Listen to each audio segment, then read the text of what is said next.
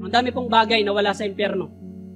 Walang liwanag. Wala kang ibang marinig kundi ang sigaw ng paghihirap, sigaw ng mga nandoon, ng mga sariling makasalanan na nasa lugar ng impyerno.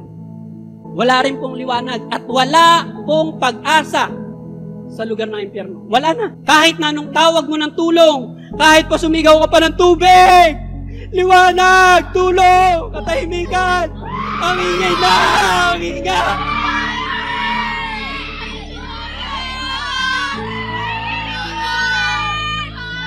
Hindi ka lang talaga makakasumpong ng pag-asa sa impyerno. Wala pong pag-asa. Ito ang mga panaghoy ng pagsaklolo, ngunit walang tugon na matatanggap ang mga sumisigaw sa impyerno. Wala.